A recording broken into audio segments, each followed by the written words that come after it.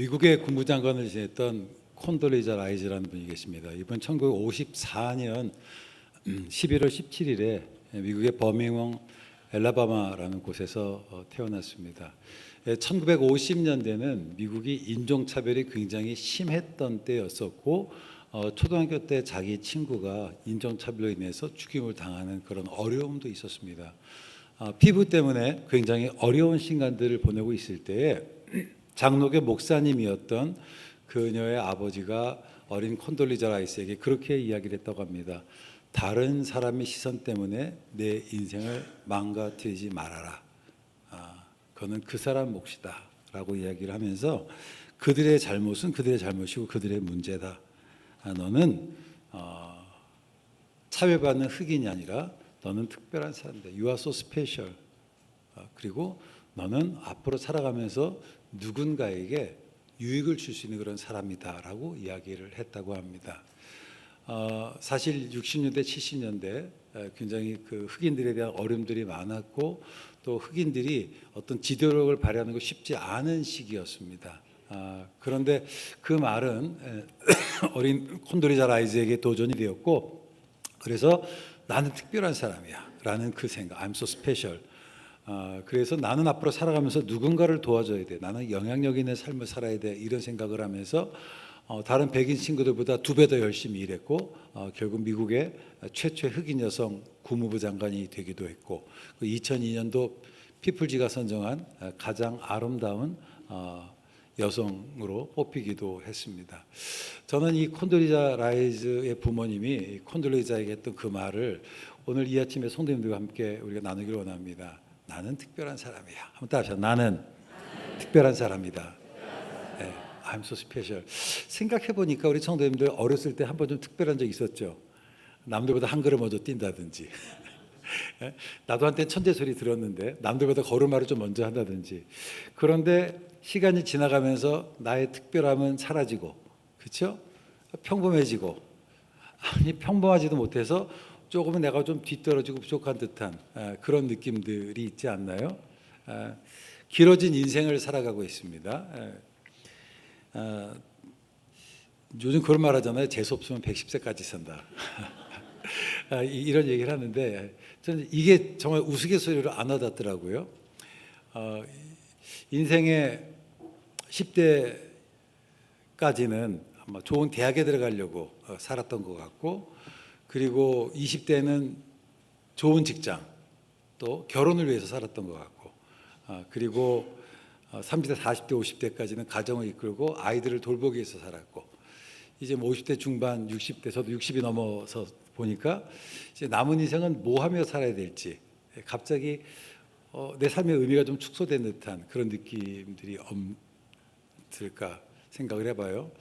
저희 선배 교수님들이 은퇴를 해서 저도 이제 내년부터 한 3년 반 지나면 은퇴를 하게 되는데 은퇴하시면 뭐 해외여행도 가보고 또 운동도 하고 등산도 하는데 3년을 못 넘기신다고 그러시더라고. 그래서 저한테 하는 말이 뭐냐면 그런 말씀하세요. 은퇴 준비를 잘해야 된다라고.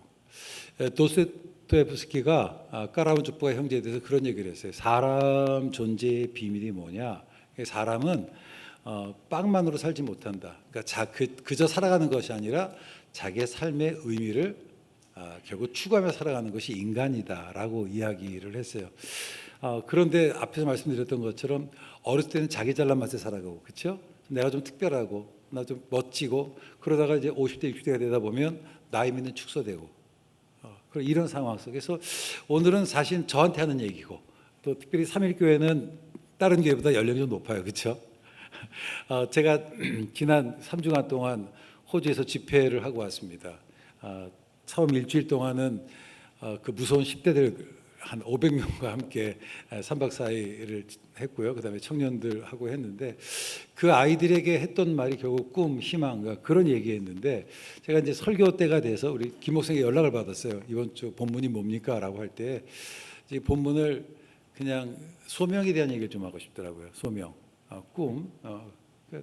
그래서 사실 저한테 하고 싶은 말이에요. 저한테 하고 싶은 말. 이제 은퇴를 앞에 두고 내가 그 말 뭘까? 나는 특별한 사람이야. 한 우리 손 들고 가슴 한번 해주면서 서로 위로줘주면 나는 특별한 사람이다. 예, 나는 특별한 사람이에요. 두 번째는 뭐냐면 나는 남에게 줄 것이 있다. 남은 나에게 줄 것이 있다. 이게 나이가 들면 고약해지잖아요. 그 몇 가지 이유가 있는데 일단은 하나가 젊었을 때 삶에 여유가 있었어요. 생각의 여유가 있고. 그런데 이제 점점 나이가 들고 지출할 건 많아지고 소득은 적어지다 보면 사람이 인색해져요. 그렇지 않나요? 그리고 하고 싶은 건 나도 많죠. 근데 내가 갖고 있는 나이의 한계와 뭐 이런저런 한계 때문에 움츠러든 그런 나의 자신의 모습들을 보게 됩니다. 그래서 누군가보다는 그냥 내가 살아가는 것 자체가 좀 급해지는 그런 시기가 되어진 것 같아요. 그래서 저는 나는 특별한 사람이다. 두 번째는 나는 누군가에게 무엇인가를 줄 수 있는 사람이다. 이 두 얘기를 한번 본문을 통해 살펴보려고 합니다. 본문은 오병이어의 이야기고 제가 설명하지 않아도 우리 성도님들은 너무나도 잘 아는 이야기입니다. 어느 날 예수님께서 물고기 2마리와 보리떡 5개로 5천 명을 먹이셨다. 너무 좋은 얘기죠. 자, 그런데 이 본문을 성경을 읽다 보면 복음서가 있어요. 마태, 마가, 누가, 요한. 마태, 마가, 누가복음은 공간복음이고 요한복음은 이제 그것 좀 설명하는 또 특별복음이라고 얘기를 하는데 예수님께서 행하셨던 기적 가운데 마태, 마가, 누가, 요한복음에 공통적으로 기록된 기적 이야기는 이 사건밖에 없어요. 그러니까 뭔가 이 사건이 주는 특별한 의미가 있는 것 같아요. 학자들은 이 중에 특별히 표적이라는 말을 주목했어요. 표적이란 말이 세메이온이라는 말인데 그것이 그냥 기적인데 그냥 기적이 아니라 뭐냐면 예수님이 누구신가를 보여주는 거예요. 예수님이 누구냐? 그분은 메시아다. 그분은 구세주이시다. 그걸 보여주는 겁니다. 맞아요. 그런데 생각해 보면 여러분 검색해서 표적인 걸 보시면 예수님께서 가나의 혼인잔치에서 표적을 행하셨어요. 예수님께서 행하신 표적은 굉장히 많아. 그런데 그 많은 표적 중에서 마태, 마가, 누가, 요한복음에 공통적으로 기록됐던 건 뭐라고요? 오병이어 사건밖에 없다라고 하는 거예요. 왜 그랬을까? 이것은 저는 단지 예수님이 누구신가? 그분이 구주시다 메시아다라고 하는 것을 보여주는 의미도 있지만 저는 제자들의 되게 충격적인 의미로 다가왔던 어떤 제자들에게 상당히 교훈적인 의미가 있었기 때문에 제자들이 공통적으로 기록했다라고 저는 보고요.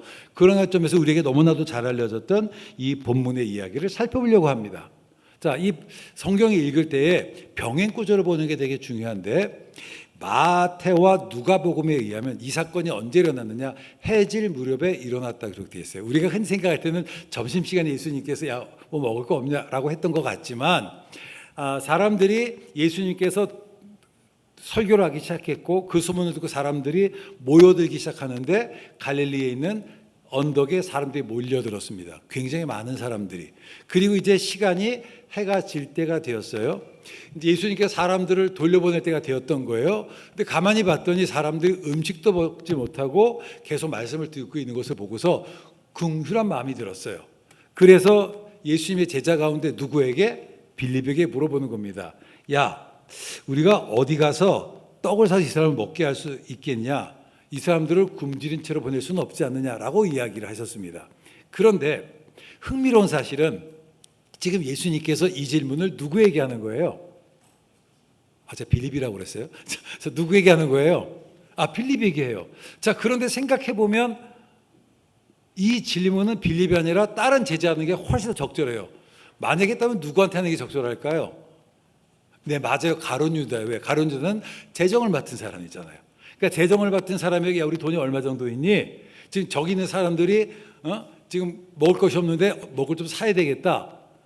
장부 좀 확인해봐라 라고 하는 게 맞겠죠. 그런데 재정을 맡았던 가룟 유다가 아니라 누구에게 물어보는 거예요? 빌립에게 물어봐요. 왜 빌립일까요? 뭐 알면 들으러 오겠습니까? 너무 걱정을 표현하지 마세요. 그냥 의례적으로 물어보는 거니까. 왜 빌립일까요? 간단해요. 빌립이 그 동네 사람이에요. 베세다 출신이에요. 자, 이런 거죠. 제가 이제 지난 주간에 호주를 갔어요. 브리즈번에서 일주일 집회하고 멜버른에서 10일 동안 집회를 했는데 처음 갔던 그곳이 멜버른의 서부 지역인데 그가 새로 개발된 데라 여기서 숙소를 호텔로 잡아준다고 리조트를 잡아준 거예요. 근데 이 리조트가 알다시피 사람들이 안 가는 곳이잖아요. 마을 아무것도 없는데 벌판에 벵글로 스타일의 리조트가 있는 거예요. 거기가 그 최고온도가 영상 10도거든요. 그러니까 저녁에는 영하까지 떨어지는데 방갈로니까 이게 주변에 보온이 되는 데가 없어가지고 게다가 첫날 히터가 안 돼서 죽는 줄 알았어요. 근데 저는 제가 커피 없으면 못 사는 사람이에요. 제가 커피 아주 중독자고 과하게 먹거든요. 제가 한국에서 갈 때 커피를 원두를 가져갔었는데 같이 갔던 사람들이 제 커피를 다 먹는 500g을 다 먹는 바람에 제가 먹을 커피가 없어요. 아침에 딱 일어나서 커피를 먹으려고 처음에 제가 몰판에 제가 있는지를 모르고 아침에 이제 커피 카페를 찾으려면 어디 가서 물어봐야 돼요. 프런트 가서 물어봐야죠. 근데 겨울에 리조트 오는 사람이 있겠습니까? 직원도 없는 거예요. 물어볼 수도 없고 딱 보니까 저쪽에 마을 있는 것 같아서 한참 걸어가는데 한 영상 2도 정도 비고 비바람 부는데 한 15분 걷다가 포기하고 돌아왔어요. 그 다음 날 저녁에 제가 그날 저녁에 그 목사님한테 물어봤습니다. 목사님 혹시 이 근처에 카페가 어디예요? 그랬더니 여기서 한 40분 걸어가야 됩니다. 그러더라고. 차라리 굶고 말지. 자, 그런데 제가 이 근처에 무엇이 어디 있는지 알려면 누구한테 물어보는 게 맞아요? 지역사회 묻는 게 맞죠. 그래서 빌립에게 물어본 거예요. 자, 그런데 빌립이 그것을 듣고서 지금 뭐라고 대답을 했냐라고 할 때 우리가 아는 것처럼 돈이 없어요라고 얘기한 거잖아요. 그런데 여러분 사실 빌립의 입장 속에서 이 질문이 얼마나 황당한 줄 아십니까? 여기 오늘 우리가 지금 그 3부 예배를 드려요. 근데 하나님께서 갑자기 사람을 보내서 5천 명의 사람이 모인 거예요. 5천 명이. 여기 식사하시죠? 학교 식당에부터 지금 교회 식당에 몇 명 정도 식사 준비하시나요? 네, 그 정도 인원. 그렇죠? 뭐 대략 한 300명 준비를 했다고 쳐요. 근데 갑자기 5천 명이 온 거야. 여러분 5천 명의 음식을 여기서 갑자기 어떻게 구해요? 지금도 어려워요. 그런데 2000년 전에는 프랜차이즈가 없었어요. 하다못해 백다방도 없었단 말이에요. 맥도날드도 없고 갑자기 5천. 지금도 옆에서 파리바게트에서 음식 분야도 5천 개 구하기 쉽지 않습니다. 그렇죠? 게다가 이게 언제라고요? 저녁이잖아요. 저녁입니다. 그 당시 이스라엘이 외식 문화가 있었던 데가 아니에요.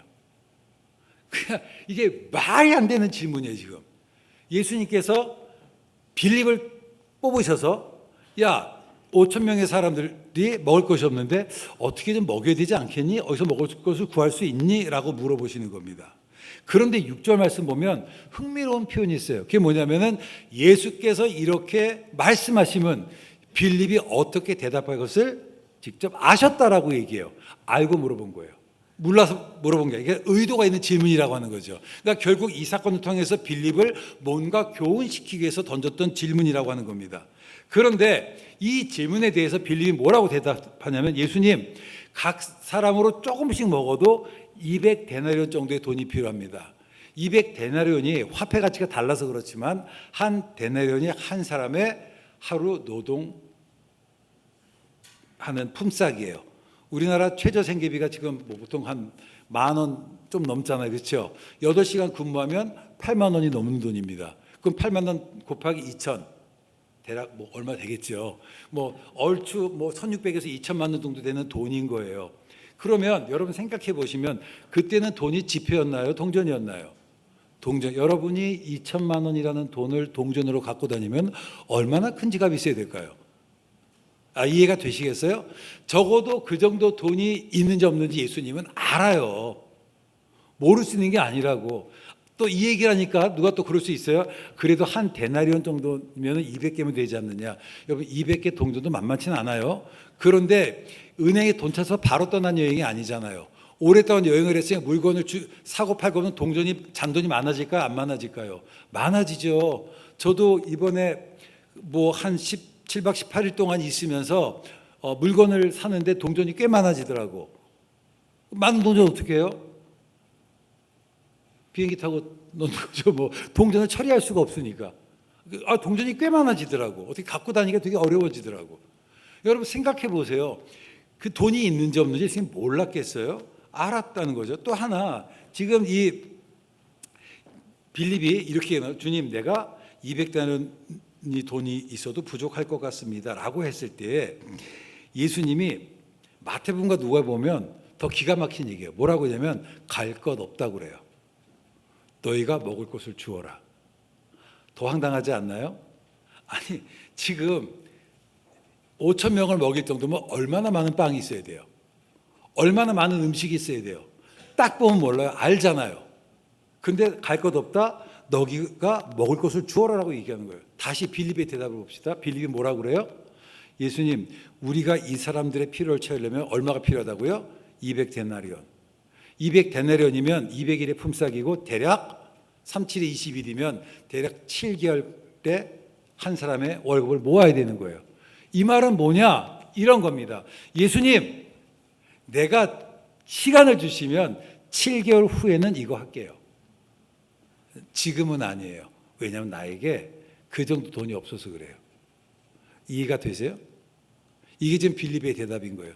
주께서 우리에게 역사하실 때 우리는 대부분 내 할 수 있는 용량을 생각해요. 내가 근데 이 정도 가지고 있으니까 이것을 하겠지라고 생각을 합니다. 이게 우리의 대답인 거예요. 이게 빌립의 대답이었다라고 하는 겁니다. 근데 예수님께서 뭐라고 그래요? 갈 것 없다. 너희가 먹을 것을 주어라라고 이야기를 하는 겁니다. 우리는 때가 아니라고 얘기하는데 예수님 지금 그때라고 얘기하는 거예요. 이게 늘 우리의 싸움인 거예요. 늘 우리의 싸움.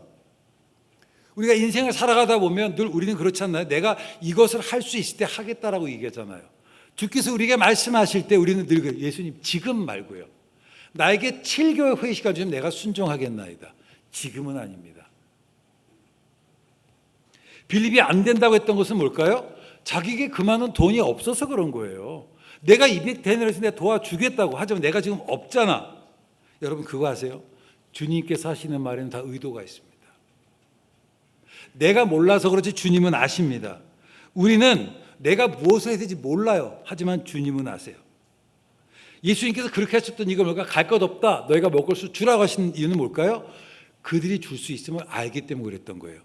예수님께서 제가 지난 6월 달에 뭐라고 설교했나요? 제자들을 전도여행을 보내면서 전대도 가져가지 마라, 옷도 가져가지 마라, 신발도 가지 마라. 왜? 내가 해주겠다는 거잖아요. 너는 이리에 가는 양과 같다. 뭘 가르쳐주려고요? 그들이 이리를 이길 수 있는 양이라고. 사랑하는 성도 여러분, 제가 학교에서 평생교육원이라는 곳에서 학생들 가르쳐요. 여기는 뭐냐면 일반인들이 성경이나 신학을 공부하러 오는 거예요. 학생들 들어오면 제가 그냥 이렇게 의례적으로 물어봐요. 왜냐하면 이제 아이스 브레이크를 해야 되니까. 그래서 어느 교회 다니세요? 그러면 전 사랑의 교회 다녀요. 어느 교회 다니십니까? 저는 온누리 교회 다녀요. 어느 교회 다니십니까? 뭐 쭉쭉 얘기해요. 그러다가 어느 교회 다니세요? 그러면 가만히 고개 숙이면서 저 동네 조그만 교회 다녀요. 제가 죄 졌어요? 동네 조그만 교회 다니는 게 죄인가요? 아니죠. 그래서 그 교회 이름이 뭐예요? 그러면 죄송합니다. 여기 작은 교회 아니지만 중계도 3일교회. 그러세요? 라고 얘기를 하는데 그때 제가 딱 바로 그 좀 전에 대답했던 분에게 물어봐요. 사랑의 교회 다니신다고 그래요. 네. 그래요. 그 시험 보고 들어가셨어요? 생각해 보세요. 근데 큰 교회 다니는 사람은 자기 이름을 막 얘기하고 그렇죠. 작은 교회 다니면은 어떻게 하나요? 그냥 어느 교회 다니시면 저 동네 그냥 저기 아파트 저 롯데백화점 뒤에 조그만 교회 다니 이렇게 얘기한단 말이에요. 그 죄진 거냐고. 하나님께서 무엇인가 역사하실 때 여러분 큰 교회를 통해서 역사하실 거라 생각하세요? 우리는 늘 내가 크지 못하니까 내가 작으니까 이런저런 이유 때문에 못한다고 생각해요. 여러분 큰 사람이 큰 일 하는 게 아닙니다. 큰 일 하는 사람이 큰 사람이에요. 저는 오늘 이곳에 예배드리는 우리 성도님들 저에게 또 도전을 주고 싶어요. 내가 가진 것이 $1예요. 맞아요. 어떤 것이 아닐 수도 있어. 아닐 수도 있어요. 그리고 이것만 쳐다봐. 이것만. 이것 때문에 내가 더 많이 할 수 있는 수많은 가능성을 놓쳐버리고 살아간다는 거죠. 고린도전서 10장 13절 말씀 보면 그런 말씀이 있어요. 사람이 감당할 시험밖에는 너에게 당한 것이 없다. 여러분 우리가 당한 시험은요. 내가 감당할 수 있으니까 주어지는 거예요. 감당할 수 없는 시험 나에게 주지 않습니다. 주님께서 우리에게 뭐라고 말씀하셨던지 뭘까? 내가 할 수 있어서 주는 거예요. 할 수 있어서. 그때 우리는 어떻게 해요? 아멘으로 순종해야 되는 거예요. 저는 우리 3.1교회가 그런 교회 되기를 원합니다. 여러분 You are much bigger than what you think. 여러분이 생각하는 것보다 훨씬 더 커다란 존재예요. 근데 우리는 늘 내가 가진 것만 보고 세보는 거예요. 내가 가진 것만 보고. 내가 가진 것만 보고. 내 생각에 도무지 불가능하다 보이는 그 일들을 주께서 우리에게 맡기신단 말이에요. 왜 그럴까요? 할 수 있으니까. 그래서 도전이 올 때는 여러분 아멘으로 받아들이시기를 바랍니다. 하나님께서 감당할 힘을 주세요. 너희에게 떡이 몇 개나 있느냐? 예수님 몰라서 물어본 거 아니에요. 알아요. 하루 이틀 같이 다닌 게 아니잖아요. 모르겠습니까? 알아요. 알아도 물어봤던 이유입니까? 그들이 감당할 수 있으니까. 여러분 부모가 자식에게 어떤 타스크를 줄 때 못할 거 먹기 하지 않잖아요. 아이를 자전거를 처음 태울 때 부모님들 그런 경험 있지 않아요? 그럴 때 얘가 자전거를 탈 수 있다는 믿음이 있으니까 타라고 그래요. 그렇죠? 거짓말을 쳐가면서. 저도 어렸을 때 목욕탕에 갔는데 아버님 그러더라고. 목욕탕에 뜨거운 물 들어갔을 때 뜨겁잖아요. 시원하대. 엄청 속았어요. 들을 때 엄청 뜨겁더라고. 근데 나중에 제가 커서 우리 아들한테 그러더라고. 시원하다고. 그리고 이 아이가 들어와서 자기도 시원하다고 얘도 아마 자기 아들한테 가르쳐줄 것 같아. 집어넣는 이유가 뭘까요? 알아요. 얘가 안 돼 죽을 거를. 그러니까 들어오라고 하는 거라고요. 너희가 떡이 몇 개 있느냐. 제자들 입장에서는 이게 원망스러울 수 있어요. 도대체 내 형편을 아는 거야 모르는 거야. 내가 저 많은 사람인데 지금은 아니야. 7개월에는 할 수 있어. 7개월 후에는. 하지만 지금은 아니야. 이게 오늘 우리의 문제 아닌가요? 내 문제 아닌가요?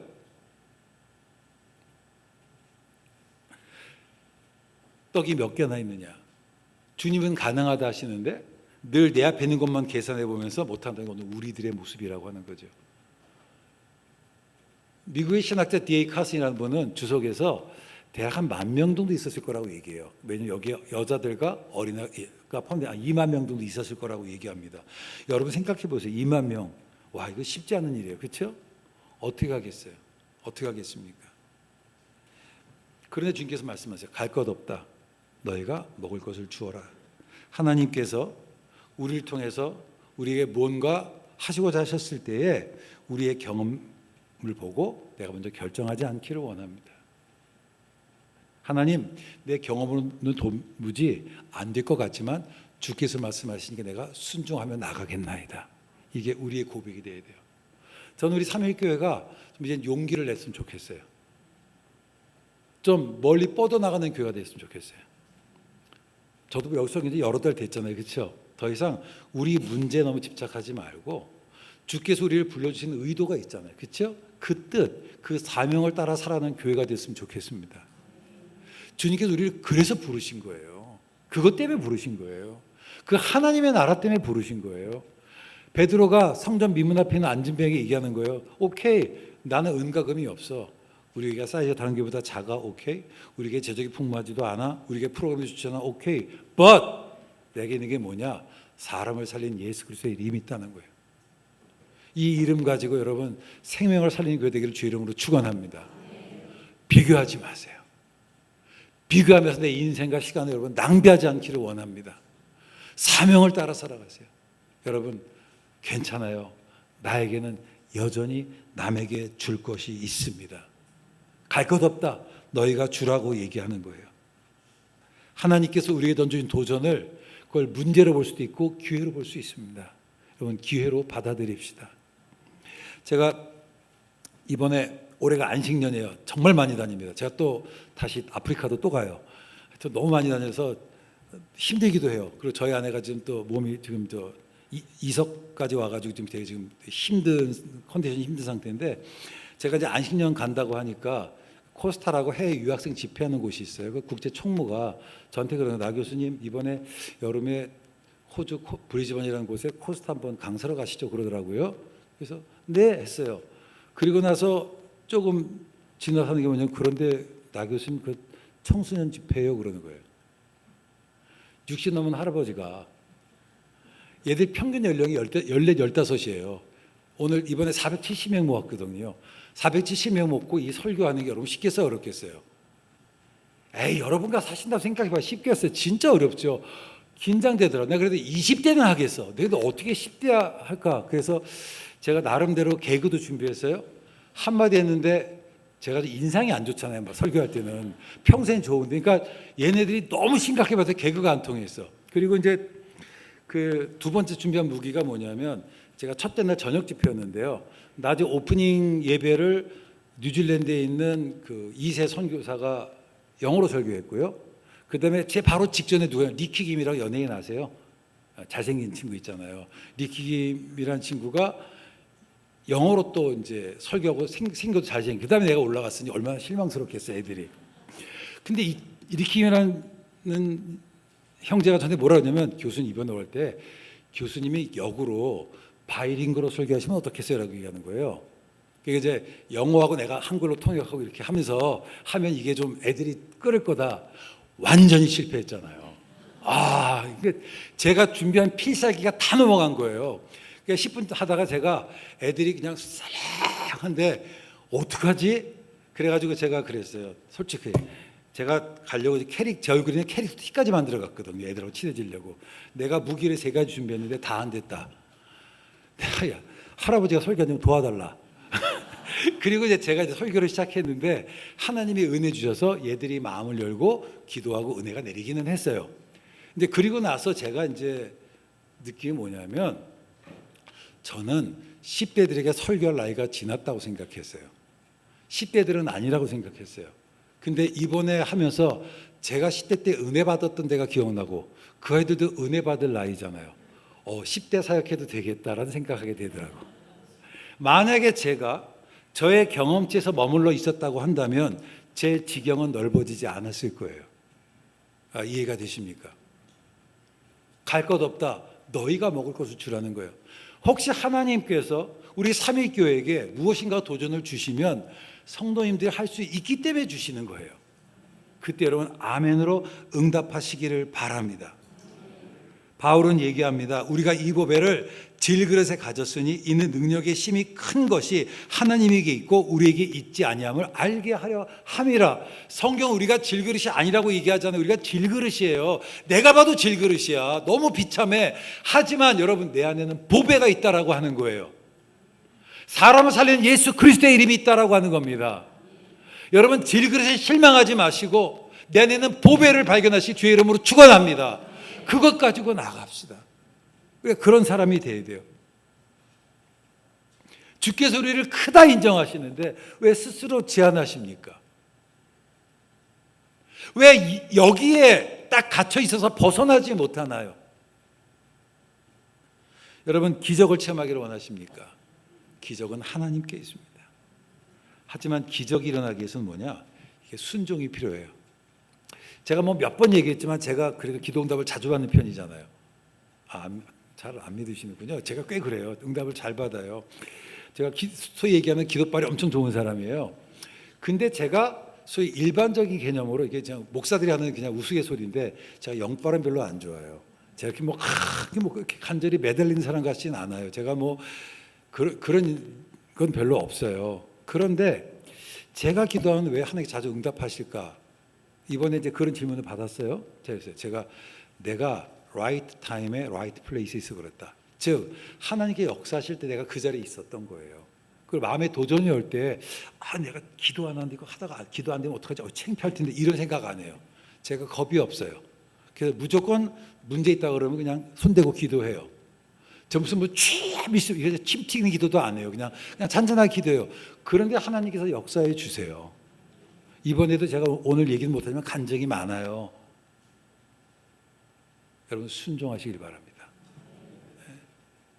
나의 경험 1달란트 그것 보지 마시고 주께서 200달란트 너 줄 수 있다 그러면 기꺼이 내어주세요. 여러분 나에게 물고기와 보리떡 5개가 있어요. 그것을 내가 누구에게 내어주기 전까지는 작은 양이에요. 근데 내가 남에게 내어주기만 하면 거기서 기적이 일어난다라고 하는 거예요. 여러분의 시간을 내주시기를 바랍니다. 여러분의 물질을 내주시기를 바랍니다. 여러분의 기도를 내주시기를 바랍니다. 하나님께 38년 된 병자에게 말씀하시나요? 일어나 내 자리를 들고 걸어가라 이거예요. 38년 동안 못 일어났잖아요. 하지만 그 말씀에 아멘으로 순종했을 때 기적이 일어났다는 사실을 기억하기를 원합니다. 제자들은 이 사건을 통해서 자기가 무엇을 할 수 있는지 비로소 깨닫기 시작했다라고 하는 거예요. 오늘 정말 인생에 이제 전반기, 중반기, 후반기 이제 3막에 들어선 저와 비슷한 연령대인 여러분들 한 번 더 하나님께 여러분에게 도전을 주시는 거예요. 갈 것 없다고. 너희도 할 수 있다고. 남은 내 인생을 그냥 이렇게 보내기 내 인생 너무 아깝지 않나요? 받은데 까먹고 살기 너무 아깝지 않나요? 뭔가 그래도 내가 살았으면 누군가에게 의미 있는 삶을 살아야 되지 않을까요? 저는 제가 평생 기도한 기도에 뭔지 아세요? 저 어렸을 때 오병 기도 보면서 하나님 내가 평생 살아가면서 5,000명만 변화시켜달라고. 그 5,000명이 또 다른 5,000명 변화시키면 22,500명이에요. 22,500명이 다시 22,500명 변화시키면 하여튼 많어. 제가 산수를 못해서 간단해요. 3번만 가면 돼요. 그럼 우리나라 바뀌어요. 그거 위해서 삽시다. 그거 생각하면서 삽시다. 그러기에도 부족한 인생이에요. 사명을 생각하며 살아갑시다. 전 특별히 이 복음서 기자들이 어린 소년을 등장시킨 것에 주목해야 된다고 봐요. 어린 소년. 그 소리를 어린 소년만 들었을까요? 남들도 다 들었단 말이에요. 근데 그 많은 사람들이 아무런 반응을 안 했던 이유는 빌립하고 똑같았어요. 내가 가진 것 가지고 뭘 할 수 있겠냐고. 그렇죠? 내가 나섰다가 이거 저 사람들이 너 뭐야 그러면 어떡하지? 다윗이 골리앗 앞에 나갈 때에 가장 큰 장기가 됐던 건 주변 사람들과 형들이었어요. 네가 객기 부리고 안 돼. 타인의 시선에 휘둘리지 않기를 원합니다. 하나님 앞에 결단하시기를 바랍니다. 내 남은 인생 주께 드리겠다고. 주께서 나를 통해서 변화시키고 사람들 기대하며 살아가겠다고 결단하시기를 바랍니다. 근데 모든 사람들이 주저했던 이유가 뭐냐? 자기가 줄 게 없는 거예요.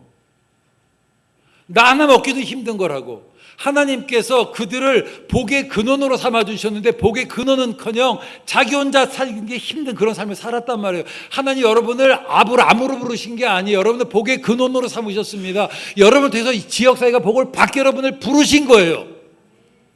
그것이 여러분이 이곳에 나오는 이유예요. 삼일교회를 통해서 지역이 복을 받기를 원합니다. 그런 교회가 돼야 되는 거예요. 그런 삶을 살아야 되는 거예요. 아무도 반응하지 못해서. 왜? 자기 가진 것 때문에. 내가 가진 문제가 이거고 내가 이것 때문에 휩싸이고 힘들고 어려워하고 있는데 내가 가진 것이 이것밖에 없는데 내가 가진 재능이 이것밖에 없는데 내가 어떻게 할 수 있어. 이게 그들의 문제고 빌립의 문제고 제자들의 문제였다는 거예요. 근데 어린 소년은 그러질 않았어요. 어린애는 그 상황 속에서 맞다고 또 사인해 주잖아요. 그 상황 속에서 뭐라고 하셨는지 아십니까? 그 상황 속에서 자기가 가진 것을 봤어요. 저는 그 동기 속에는 뭐가 있냐면 I'm so special. 나는 특별해. 비교하지 않았어요. 다른 사람 시각으로 자기가 가진 걸 보지 않았습니다. 그리고 그것을 주님께 드렸습니다. 나에게는 남에게 줄 것이 있습니다. 할렐루야. 그래서 주님께 드렸을 때에 주님께서 그 드린 가운데 기적을 베풀어 주셔서 5,000명이 먹고 12가정들에 남는 기적이 일어났어요. 여러분 나에게 있는 것이 다를 수 있어요. 그거는 시간마다. 개인적인 간증 2개만 하면서 오늘 설교를 마치려고 합니다. 이번에 제가 호주를 간다고 했더니 고등학교 때 같은 교회 다녔던 동기가 지난 40년 동안 나를 본 건 3번도 안 되는 이 동기가 제가 간다는 소식 듣고 갑자기 전화가 왔어요. 영환아, 너 호주 간다며. 거기 내 딸이 있는데 걔가 교회를 안 다녀. 걔를 전도 좀 했으면 좋겠다. 여러분 생각해 보세요. 제가 설교할 때 되게 액티브하게 여러분 제가 E인 줄 알지만 저는 아주 스트롱 I예요. 저는 아주 강한 내성적인 사람이고 낯선 사람 보면 말을 못하고요. 이 친구가 여자 사람 친구예요. 그리고 내가 이 친구 딸은 얘가 31살인데 32살인데 32년 한 번도 본 적이 없어. 한 번도 본 적이 없는 사람을 제가 거기까지 가서 게다가 제가 17박 18일 중에요. 오고 하는 날짜 빼놓으면 제가 12일 중에 10일을 집회를 해요. 그 말은 뭐냐면 누군가 저를 식사 접대를 해야 되고 그걸 포기해야 되는 거잖아요. 그게 쉬운 일이 아닙니다. 근데 제가 얘기했어요. 오케이, 그 네가 부탁하니까 갈게. 와, 그날 목사님이 호주산 스테이크를 사준다고 그래서 야 드디어 호주 고기를 먹나 보다 하는데 얘를 만날 시간이 없어서 고기를 포기하고 얘를 만났는데요. 가슴이 두근두근 거리는 거야. 얘를 만나서 무슨 소리 해야 될까? 근데 얘 교회 다녔어요. 교회 등록했습니다. 할렐루야. 네, 나에게 시간이 있었잖아요. 그 시간을 내가 드릴 수 있는, 내가 호주 스테이크 포기하면 되잖아. 그렇죠? 그 시간을 들였고 제가 3번이나 만났어요. 밥도 사주고 돈 꽤 들었어요. 그래도 한 생명 구했잖아요. 나에겐 시간이 있잖아요. 제가 가는 날입니다. 비행기 가는 날 하나만 더 얘기할게요. 가는 날 비행기를 타고 가는데 나중에 비행기 예약하시면요 꼭 뒷자리 예약하세요. 70%는 누워갈 확률이 많습니다. 앞에서부터 앉기 때문에 제가 이제 보통 뒤부터 예약을 하는데 미리 몇 달 전부터 봤던 자리가 꽉 차가지고 뒤쪽에 2명이 앉는 자리가 꼭 있어요. 거길 예약을 했어요. 그럼 제가 움직이기 좀 자유롭잖아요. 비행기를 딱 탔는데 제 옆에 여학생이 앉았어요. 보통은 여학생들이 이러고 앉지 않나요? 얘가 이러고 앉는 거야. 우와! 근데 요즘 세상이 되게 예민해서요. 가치가 8이라도 되면 아저씨 왜 이러세부터 성희롱 성추행 예민해지니까 몸을 이렇게 피하고 10시간 반 갔거든요. 이러고 가는데 쥐가 나더라고. 게다가 잠깐 조는데 일로 와요. 근데 제가 또 그러면은 이렇게 됐다가 또 오해받을 것 같으니까 이러고 이렇게 가는데 괘씸도 하고 화도 나고 도대체 얘는 왜 이러고 잘까서부터 마음이 복잡해지는데 이제 입국 서류 하느라고 이제 서류 나눌 때가 이 친구가 잠이 깼어요. 잠이 깨서 서류를 막 이제 쓰고 저도 쓰고 하는데 이 친구가 갑자기 승무원을 부르면서 자기가 쓴 입국 서류를 주는 거예요. 기회가 왔잖아. 이런 외국도 한 번 나가봤네. 그래서 제가 이 친구한테 그렇게 얘기했습니다. 학생 그 입국 심사서는 입국할 때 비자 컨트롤해 주는 거지 승무원한테 주는 게 아니야. 그랬더니 그래요? 그러니까 해외 처음 가는 거잖아요. 그래서 혹시 워홀 그 워킹홀리데이 가는 거예요? 그랬더니 아니에요. 교환학생으로 가는 거예요. 그러더라고. 어디로 가 했더니 브리즈번으로 가요. 뭐 한 10개월 있을 거예요. 얘기를 해서 제가 전 청신대 교수고요. 이번에 뭐 해외 유학생 그 집회가 있는데 집회 강의하러 가요라고 딱 끊었어요. 왜냐면 얘기 더 길게 하면 또 이상한 아저씨처럼 오해받을까 봐. 요즘 진짜 힘든 시대라. 그래서 한 3분 얘기하고 딱 끊었습니다. 끊고 나서 이제 가는데 내 마음속에 이 친구한테 내가 뭔가 있으면 전해주고 싶은데 방법이 없는 거예요. 그러다가 제가 그 전에 호주 갔다 오면서 있었던 옛날 돈이 좀 있었어요. 제가 10년 전에 갔었거든요. 그래서 그 중에 돈을 하나를 딱 꺼내 딱 브런치 값이에요. 커피 4잔 값. 그래서 이제 쿨하게 10시간 반 중에 3분 딱 얘기하고 이제 입국심사 통과권 호주는 나갈 때 진검사를 일일이 다 해서 1시간씩 걸려요. 그래서 이제 쭉 서 있을 때 제가 이 친구가 옆줄에 있었나 20명 뒤에 딱 겹치는 시간이 있었어요. 지갑 딱 꺼내면서 제가 딱 주면서 이거 커피 값인데 그냥 커피 한 잔 마시면 좋아 응원할게 라고 얘기했더니 이 친구가 이러면서 받긴 받더라고.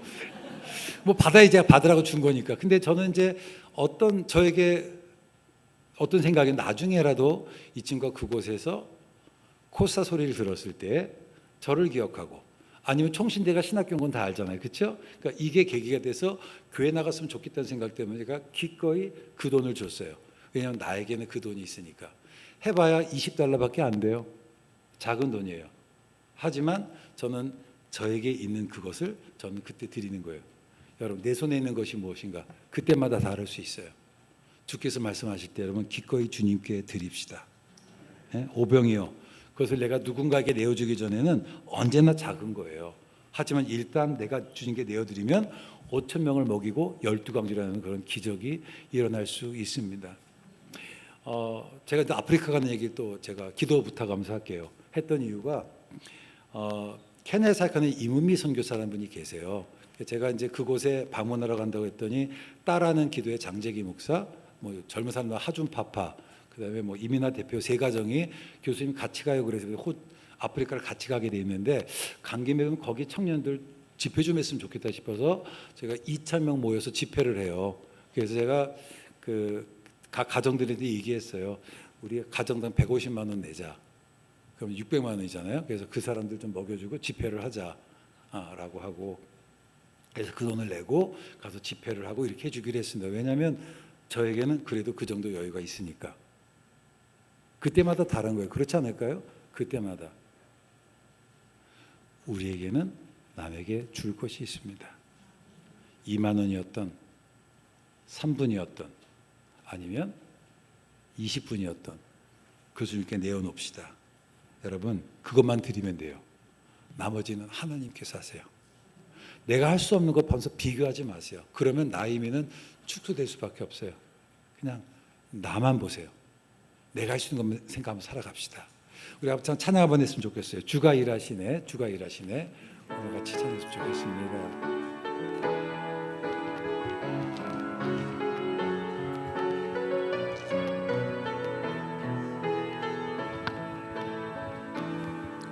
날이 저물어 갈 때 빈들에서 걸을 때 그때가 하나님의 때 내 힘으로 안 될 때 빈손으로 걸을 때 내가 고백해 여호와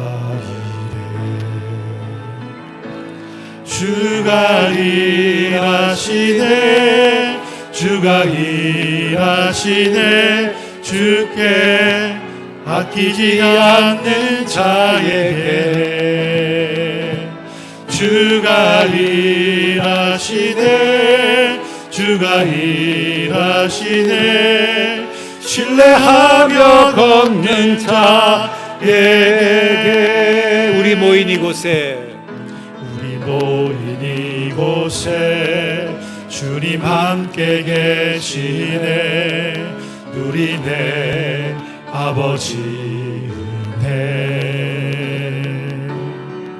적은 떡과 물고기 내 모든 걸 드릴 때 모두 고백해 여호와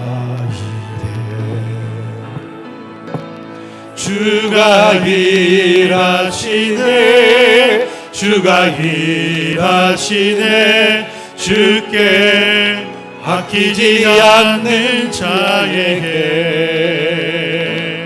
주가 일하시네 주가 일하시네 신뢰하며 걷는 자 한 번 더 주가 일하시네 주가 일하시네 주가 일하시네 주께 아끼지 않는 자에게 주가 일하시네 주가 일하시네 신뢰하며 걷는 자 신뢰하며 걷는 자에게 신뢰하며 걷는 자, 예, 한 번 더 신뢰하며 걷는 자에게 신뢰하며 걷는 자에게. 아멘. 그렇습니다. 주님께서 일하십니다. 적은 떡과 물고기, 내가 가진 모든 것 우리가 드릴 때 하나님께서 역사하십니다.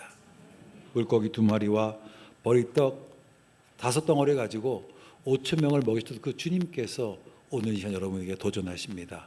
너희에게 떡이 몇 개나 있느냐?